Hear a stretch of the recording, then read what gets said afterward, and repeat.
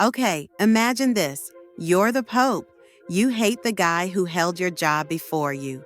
You hate him so much. You dig up his rotting corpse, dress it in fancy robes, and put it on trial in front of a jury. No, this isn't a deleted scene from House of the Dragon. This is real history.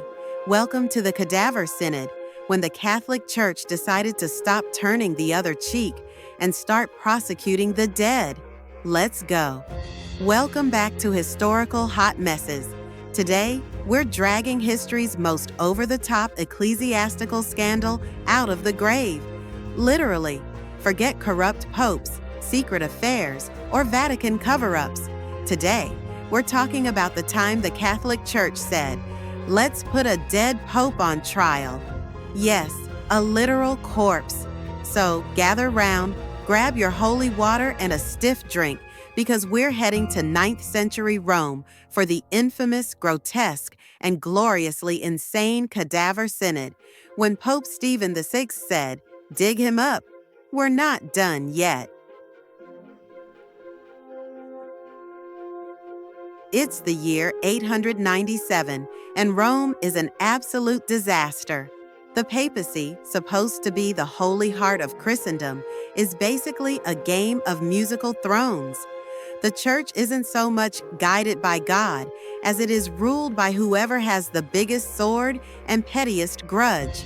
Enter Pope Stephen VI, newly elected, incredibly bitter, and very obsessed with revenge. So, who's the unfortunate corpse here? That would be Pope Formosus, who had died peacefully in his bed the year before. Formosus had a long, messy papal career. He made enemies, shuffled bishops around like chess pieces, and supported the wrong political team more than once.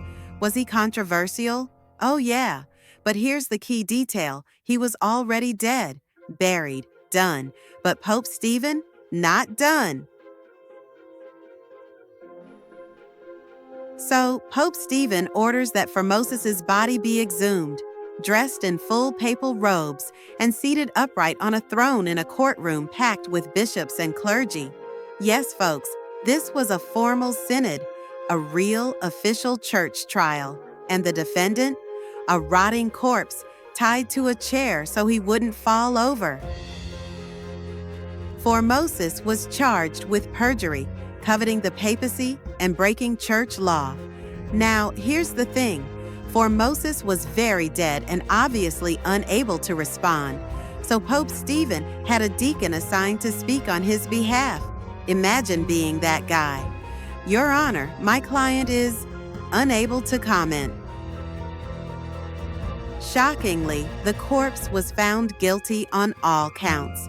Pope Stephen declared that Formosus had never been a real pope, so all the ordained bishops and decrees during his reign were now invalid. Then things got extra gruesome. They ripped the papal robes off the corpse, cut off 3 of his fingers, the ones used to bless people, and tossed his body into a pauper's grave and then into the Tiber River. Now, you might be thinking, surely the public thought this was a reasonable and healthy expression of leadership. Nope. The reaction was furious. Even in a time where poisoning your enemies was considered polite, putting a corpse on trial was a step too far.